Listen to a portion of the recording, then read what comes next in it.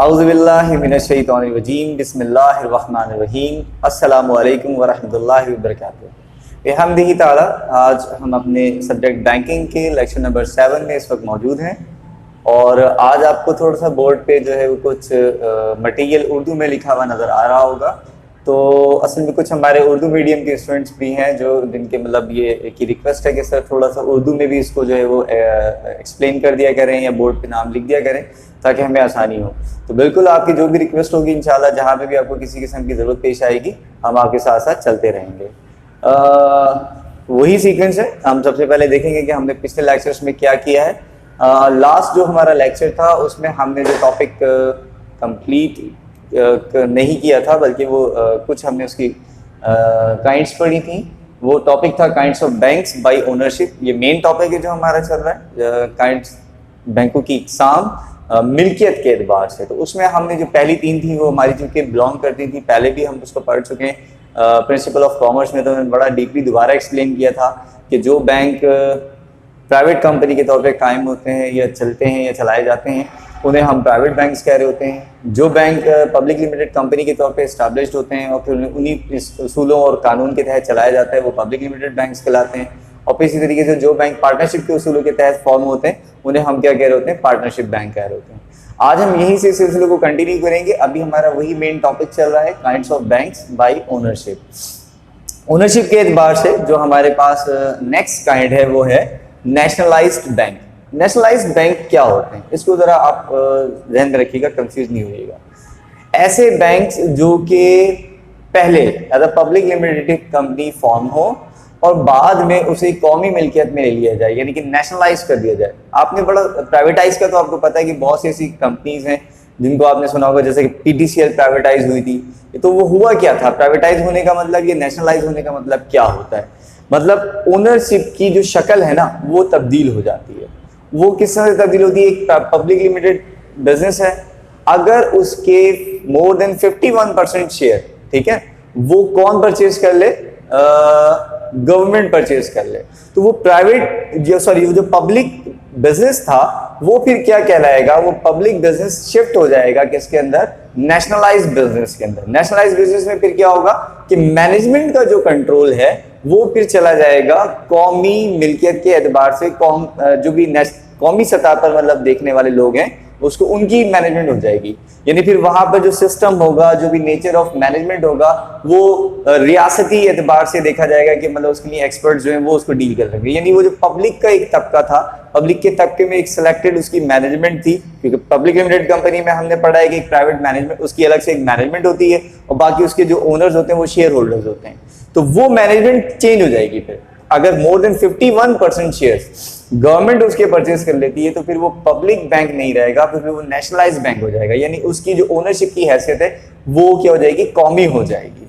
तो इसी तरीके से बहुत से ऐसे इदारे हैं जो पहले नेशनलाइज होते हैं, कौमी मिल्कियत में होते हैं, फिर उनके क्या कर दिए जाते हैं, उनके अगर मोर देन 51% शेयर्स जो हैं वो प्राइवेट सेक्टर में सेल आउट कर दिए जाए तो फिर क्या होता है, वो नेशनल जो मिल्कियत है, ठीक है, नेशनल प्रॉपर्टी है, वो फिर नेशनल प्रॉपर्टी नहीं रहती बल्कि वो प्राइवेटाइज हो जाती है और फिर वहां मैनेजमेंट का कंट्रोल जो है प्राइवेट सेक्टर की तरफ चला जाता है। तो असल में ये दोनों हैं क्या, नेशनलाइज से प्राइवेटाइज होना और प्राइवेटाइज या मतलब प्राइवेट या पब्लिक लिमिटेड कंपनी से नेशनलाइज होना। असल में सिर्फ और सिर्फ क्या है, कंट्रोल और शेयर की परसेंटेज का डिफरेंस आता है।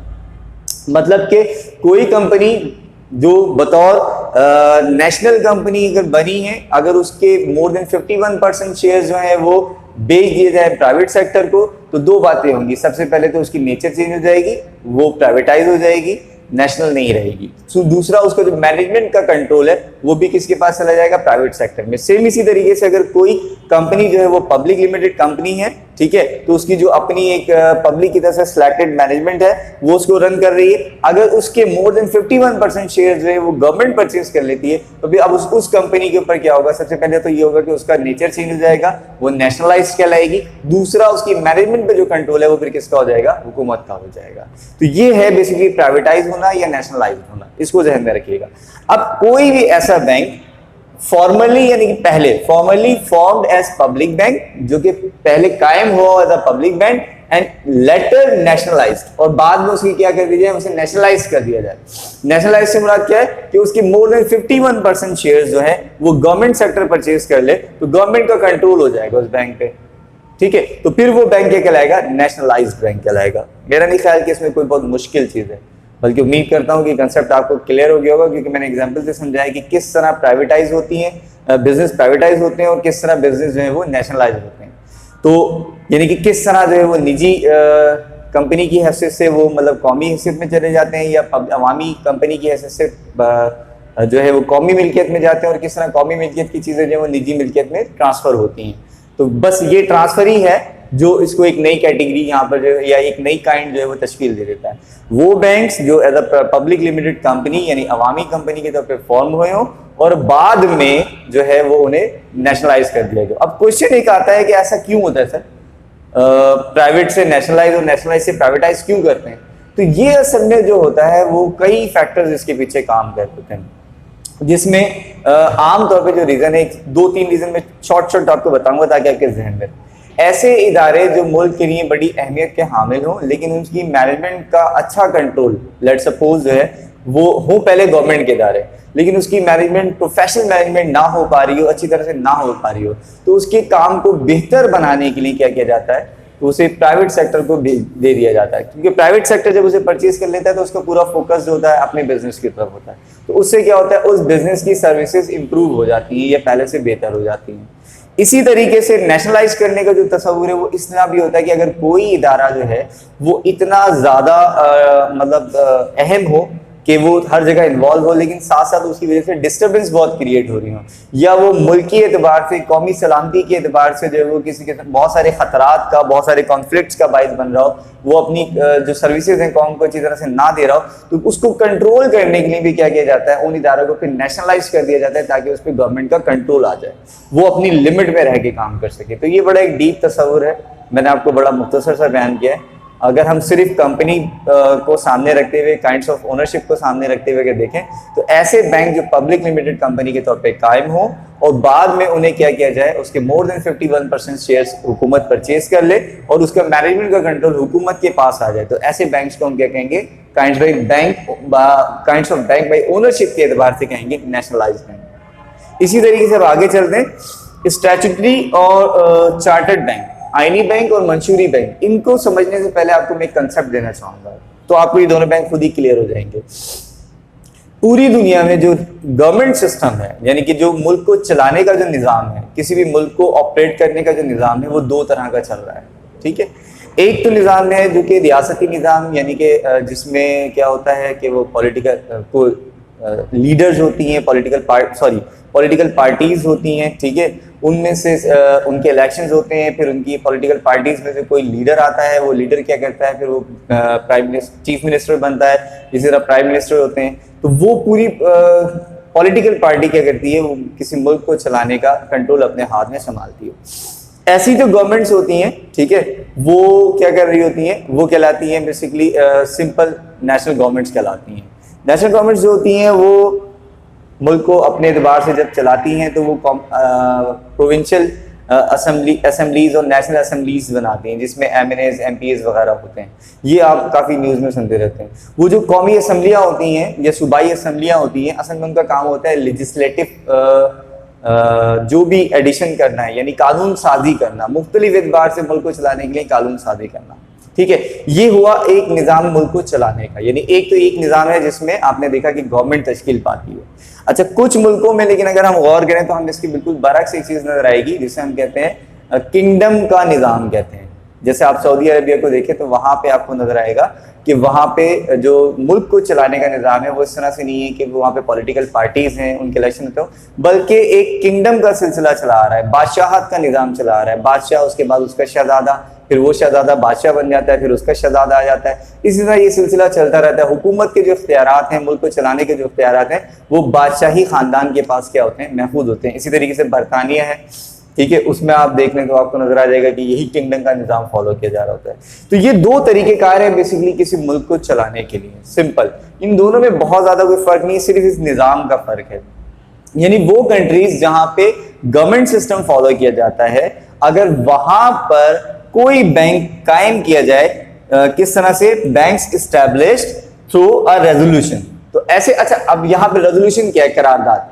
आमतौर पर असेंबली में क्या होता है, कई मेंबरान होते हैं, तो वो सब मिलकर क्या करते हैं, किसी मुत्तफिक फैसले पे अपनी करारदाद पेश करते हैं, ठीक है, कि ये काम हमने करना है, इसको इस तरह से कायम करना है, तो सबकी राय उसमें शामिल हो जाती है। उस राय को यानी कलेक्टिव जो ओपिनियन है उसको हम क्या कह रहे होते हैं, रेजोल्यूशन कह रहे होते हैं, करारदाद कह रहे होते हैं।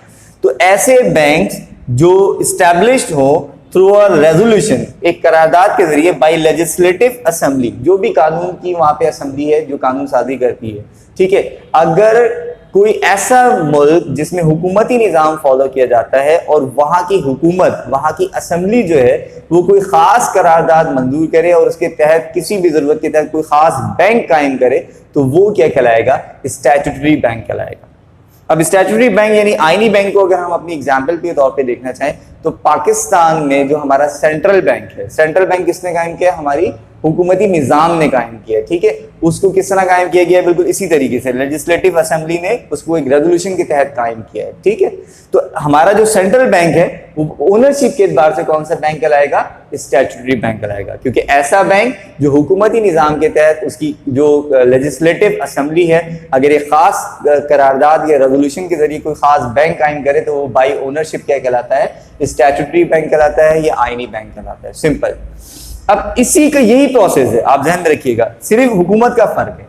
अगर हुकूमती निज़ाम ना हो बल्कि किसी मुल्क में जो है वो किंगडम का निज़ाम हो, यानी बादशाहत का निज़ाम हो, जहां बादशाह या मलका जो है वो मुल्क पे हुकूमत करते हो और मुल्क को चलाते हो, अगर ऐसा कोई मुल्क जिसमें बादशाहत का निज़ाम है, किंगडम का निज़ाम है, और वहां बादशाह या मलका के हुक्म पर, यानी कि किंग या क्वीन के हुक्म के ऊपर कोई बैंक फॉर्म किया जाता है, इस्टेब्लिश किया जाता है, कायम किया जाता है, तो वो बैंक क्या कहलाएगा, चार्टर्ड बैंक कहलाएगा। सिंपली उसे उर्दू में हम क्या कह रहे होते हैं, मंशूरी बैंक कह रहे होते हैं। यानी ऐसा बैंक जो किसी मुल्क के बादशाह या मलका के हुक्म पे कायम किया जाए, वो क्या कहलाएगा, चार्टर्ड बैंक या मंशूरी बैंक।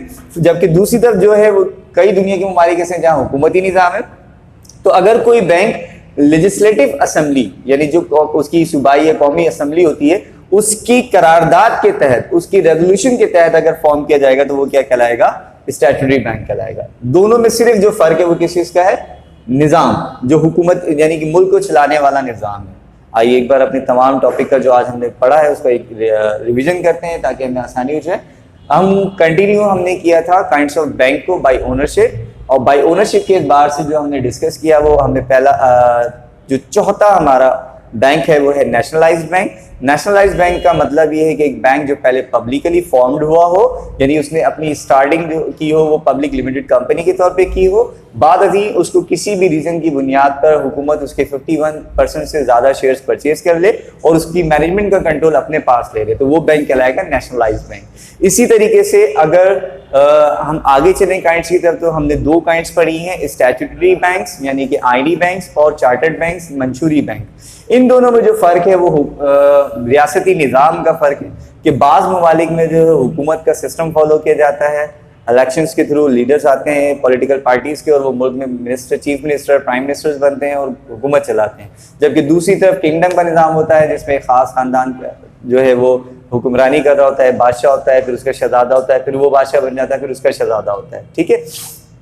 तो बस अगर किसी मुल्क में बादशाह का निज़ाम है, किसी मुल्क में हुकूमत का निज़ाम है, अगर दोनों तरफ पे हुकूमत चलाने वालों की तरफ से किसी खास हुक्म या मंशूर के तहत कोई बैंक वजूद में आता है, अगर लेजिस्लेटिव असेंबली है वो रन कर रही है, गवर्नमेंट सिस्टम चल रहा है, वहां कोई रेजोल्यूशन पास होता है, उसके तहत कोई बैंक वजूद में आएगा तो वो स्टैट्यूटरी बैंक कहलाएगा। अगर किंगडम का निज़ाम है, किंगडम के निज़ाम के तहत कोई किंग है या क्वीन है जो मुल्क को चला रहा है, उसके हुक्म पे कोई खास बैंक वजूद में आएगा तो वो चार्टर्ड बैंक कहलाएगा। उर्दू में उसे मंशूरी बैंक कहते हैं। मैं उम्मीद करता हूँ कि यहाँ तक का टॉपिक आपको अच्छी तरह से समझ में आया होगा। फिर भी अगर कोई कन्फ्यूजन रह जाए, अगेन व्हाट्सएप पर रब्ता कर सकते हैं। इंशाल्लाह मिलते हैं नेक्स्ट लेक्चर में। Thank you very much. अस्सलाम वालेकुम।